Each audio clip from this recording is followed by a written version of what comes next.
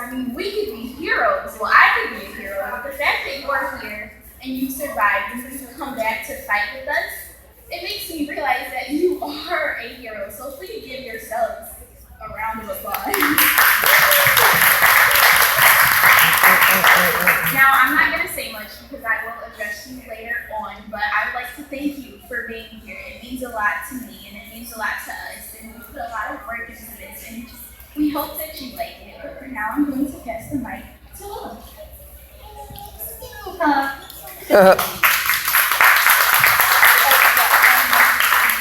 Alright, so I'm going to share with you guys a little bit about my story. I graduated last year from BS Child, and I was going to NCC for college. I also have been on the relay committee all 4 years. Years ago. That would be me. So I really love doing relay, and even though I graduated, I still plan to come back and do it anyway. However, in October, one morning, I woke up with like all this pain in my stomach and the abdomen area, and I was calling my mom from school, and I'm like, you need to give me a doctor's appointment. Like, I physically saw like bumps popping out of my abdomen. And I was like, this is not a good thing. So I ended up going to the doctors that day, went right from the doctors to a CAT scan, my first ever CAT scan. Right to the hospital. I get the phone call on the way to the hospital. You have a large mass on your liver and a baseball size mass on your pancreas. You can go to the hospital right now. So that was kind of like, click. I had the thought of, oh God, what is going to happen? I was in the hospital for a while, for, I don't know, a week or so, and I got my diagnosis that I had a rare form of liver cancer named fibromedullary hepatocellular carcinoma. And yeah, it's a mouthful. Right off the bat, they really told me, like, they throw these statistics at me, and like, I didn't really care because the statistics don't really mean much. I'm not gonna put myself in a box. I kept telling myself that no matter what they said, it didn't matter because I knew that I got this. From the hospital, I had to call my best friend Jenna. She was in California, and she had planned to go on this trip for like a month and a half, 2 months to travel. And I wasn't going to tell her until after she came back until they threw those statistics at me. I was like, I gotta tell her. First thing she did is hop on the plane back the next day. So she's been there for me through everything, along with the whole community, really. I had to withdraw from MCC.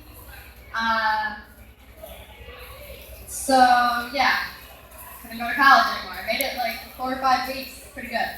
At least I had a little bit of experience.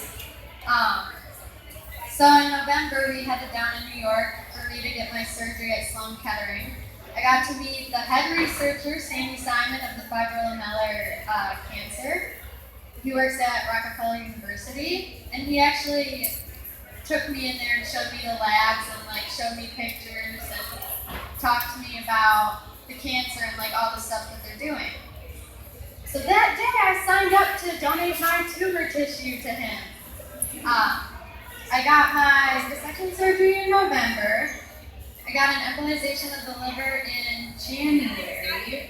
And then, I have to write a list of all the stuff I've done.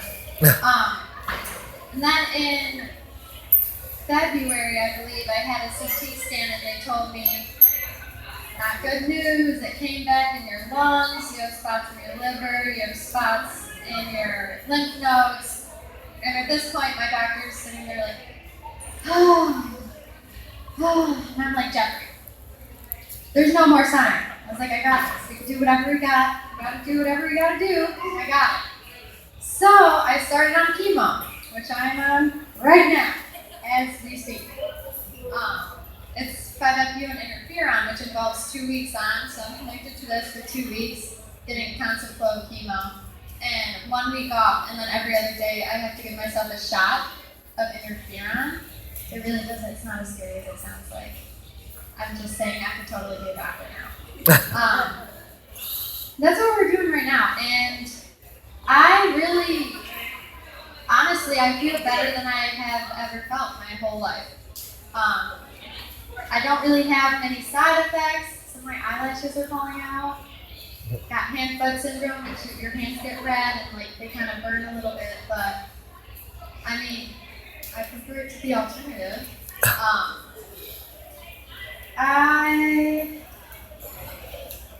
I've really changed my diet drastically. Like when I got my diagnosis, I cut out sugar, I cut out most meat, I cut out most dairy, no processed stuff, no chips, like nothing like that.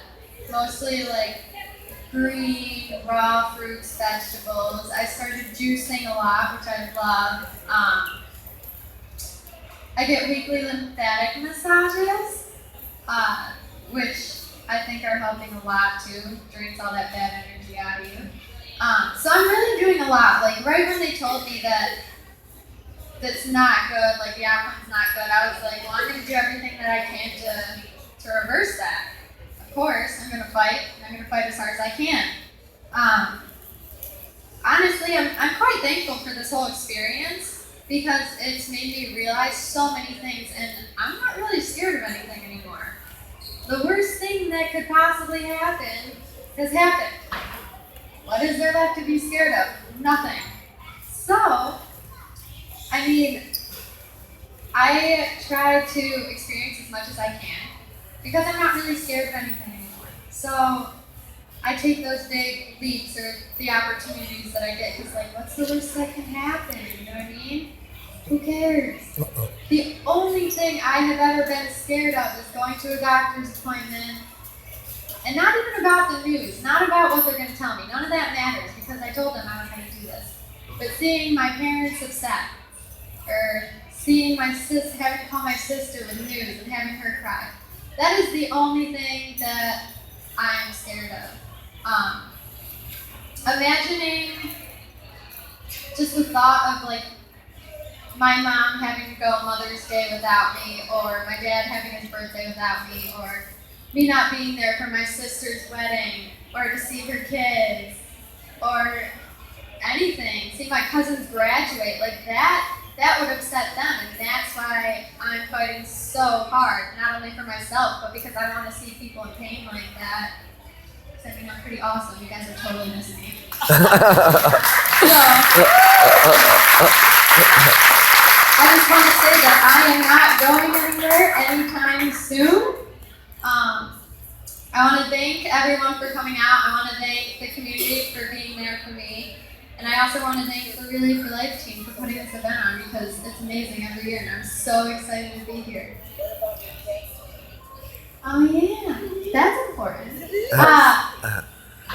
Now the good news, I just had a CAT scan like a week ago or so that showed all the tumors in my lungs are gone. All of them in my lymph nodes are either gone or small enough where they're hard to find, that's good news. And then most of the ones in my liver are either gone and the rest have shrank. So we're getting there.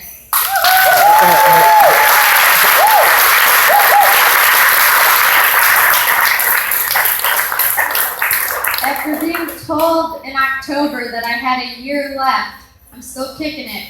No. I'm not going anywhere, I told them. So thank you everyone. I trust you guys. Nice job. I don't know, is someone else supposed to talk to me? Good job, Willow. That's a wonderful job.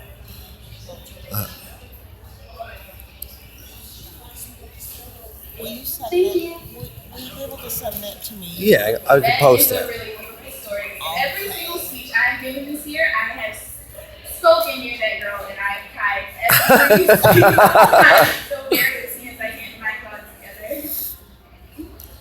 Mama, you doing something? There are survivors. There's wish bracelets there that they made. Oh, we made, well, I didn't make it, but the committee made wish bracelets, and there are other little forget-me-nots that we do have in the bag too to celebrate